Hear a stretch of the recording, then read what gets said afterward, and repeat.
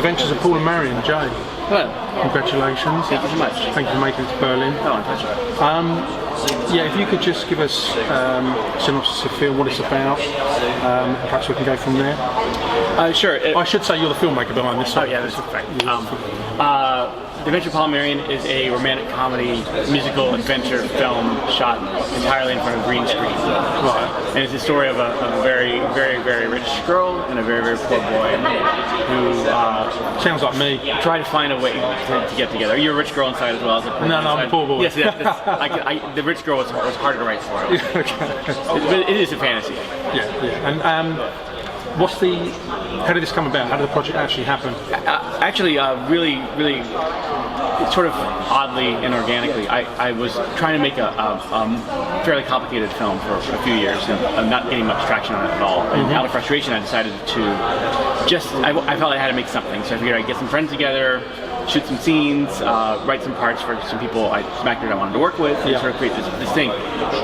So you kind of knew the cast, and you wanted it was to entirely written for these people, and it ultimately became this really complicated, ambitious project that was probably harder to make than the one I was trying to make beforehand. But it just grew out of wanting to do something with these people and getting excited about it. Oh, that's interesting. So you had a project in mind, something you wanted to get off the ground, but it just wasn't happening. You thought, well, I'm not going to lose this opportunity with these people. We're going to do something. Yes, that's kind of and I tend to work with the same people anyway, so this is just really different. I wanted to be making this. So how on earth, if you've gone from a project that's planned and not necessarily ready, kind of ready, I guess, but planned to something completely, I assume you already had this idea in the back of your mind in any case, or is it completely raw, we've got to do something? This is raw. It came out of just running an experiment and play around with friends. Right. The other thing was, it was a horror story. I thought it was very marketable. But it was very interesting. It required, a certain amount of resources, and I was having trouble with the script, and I wasn't quite sure how I was going to get it funded, and it went back and forth with some possibility of that for about 2 years, and then this is the frustration project, which has luckily been successful. Which is done with, Now I don't, or very rarely touch on the funding, because I just sort of tend to stay away from that. I never ask what the funding is, but interestingly, how did you do that in such a short time? If you want to get a project off the ground quickly, you've got this idea, how on earth did you manage to turn it? Well, it ended up taking years. Oh, right, okay. It was the thing I was going to do, over the course, I'll just do this now, a couple months from now, by the end of the year I'm going to have a film made. I need to do something, but then it took about another 4 years. Also, the green screen wasn't planned. I mean, from the start, it became something that was essential to the film, and then that slowed down our post-production. But we, as far as how we put it together, we raised money by stages. Okay, we're gonna shoot, so let's get some money together. Okay, great. Now post. Oh, now green screen, and so. It's done a challenge. That's not, of course, It wasn't planned out. It wasn't. But this whole thing was a crazy idea that somehow ended up being made. And I don't know exactly why. Yeah. No, I always think the best nights out with your friends, the nights that are unplanned, and you just go and do it. Is that the same with filmmaking? I think, from my experience so far, that's been the case. This is an unplanned night out with friends. Right. Okay. So it's that kind of, obviously not that kind of, but you can see what I'm going with. Exactly. Yeah. So I suppose that begs the question: would you do? Not this project again, but would you work? I don't really call it guerrilla filmmaking because it's not really. It's not getting up a camera and just shooting. I mean, there's still there's studio and everything. Yeah, but would you do that kind of gig again? I think I've come to the conclusion that it's more important to make films than not. And I have so many friends that have scripts around Hollywood and serious funding possibilities that just haven't come through, or they have really big high concept action films that really should get made because they're amazing, but much of your time is not getting your film made. And I've now made 3 feature films, and my audiences have not been huge, but I've had a chance to make them, and I get better at the craft. We're developing our team together, and I think it is better to work than not. So I learned from this project that if you just say I'm going to do something, eventually, if you have to do it on your own, just find a way to do it on your own, and you can do it. And I suspect because you've done this, which is very unusual, very rare, the way you've done it, you can pretty much throw your hand into anything, I guess now. You must have had an amazing learning experience. Yes, very much so. Definitely outside my comfort zone. But what was there was always that core of the team that I wanted to make a film with, and I knew what they could do, or I knew what they were capable of, whether they were allowed to do it or not. Whether they had a chance to do it in other projects. So tell me, I mean, this is pretty much unplanned. I know it still took a long time to get off the ground, but what's the overriding thing that you take away from this, the whole experience? It's an odd film. It's an odd little film. Yeah. But I think what I learned from this is if you just fully commit to something, creatively, you can perfectly executed.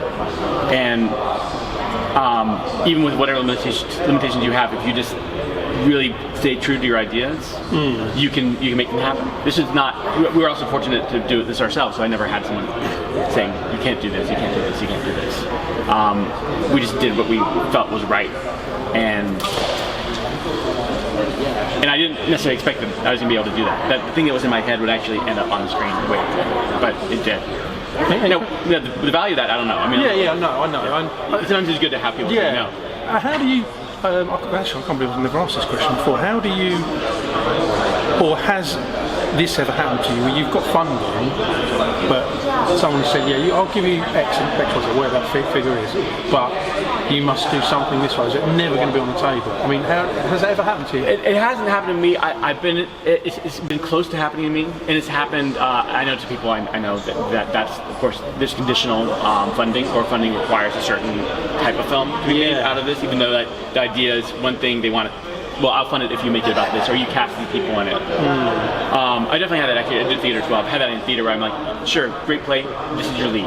That's the condition. And like, I don't know this actor, who are you? And like, can you carry this play? You know, that stuff does happen. Because that's the crash of commerce and art. Yeah, but to some degree, that's what we are. I mean, if we want to work professionally, and filmmaking, unfortunately, it's not the same as like writing poetry or, learning to play guitar. It's a collaborative art that requires a lot of resources, and sometimes you've got to make certain adjustments and deals in order to get and compromises to get the resources. For this project, it was off the table because this project was always going to be something that we were making to begin with. I think actually at one point we were looking at potentially getting a name or someone I had access to a name to be the star of the film. This is very late in the process, and if I'd done that, I might have been able to get a huge amount of funding for it, but it would not have been the film that I wrote for my cast. Because it comes with baggage, doesn't it? It does, and then I don't know this guy. He's a name, he's a singer, he can get me some attention, but like, could he pull this film off the way I thought this other person did? I'd forgotten about that happened. I didn't even pursue that as an option. I think you have to be smart about it. That's great. That's really interesting because that would have changed the whole funding profile. But I suspect that actually you were like, I want to do it this way anyway. This is not happening. Yeah. Because I want it to do it my way. Yeah. I think that for this project that was the right choice. I think for other ones it may not be. And I do think also you have to look at the possibilities. Is this? Is by making this change, is this the one change I have to make, or is it going to be a series of changes? What are the deal I'm getting into? Yeah, is this the tip of the iceberg? And if it's something that it shifts your vision a bit, but still allows the essence of the film to be made. I think that it could be helpful. I mean, I think we got to find a way to satisfy our funders too, especially in independent filmmaking, because the reality is the funders aren't really going to get that money. The chances of getting that money back are slim, or they're unknown, right? But if the funders is getting something out of that exchange with you, I think all my funders have gotten something out of their exchange with me because they know the deal going into this, and we have some sort of arrangement, and I did a lot of crowdfunding too, and this whole thing too.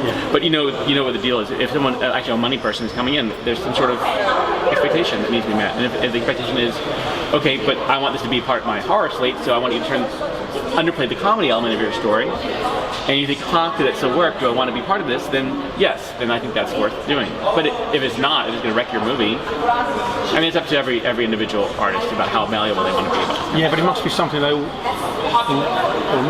not all, but a proportion must encounter that. And so I guess, you're obviously prepared for it. You've got to be prepared for that. Yeah, you gotta. The point is, like, I think my most important thing is, like, I want to be a working filmmaker. I want to be making movies. And I do a lot of theater because when I'm not making movies, I'm like going insane, and I need to be doing something. So at least I can get my hands on some actors in the theater and throw some stuff out there. Brilliant. Jay, nice to meet you. I hereby pledge that I will go forth, and I will make my way in the world, and I will not return until I have found my fortune. Don't wait up.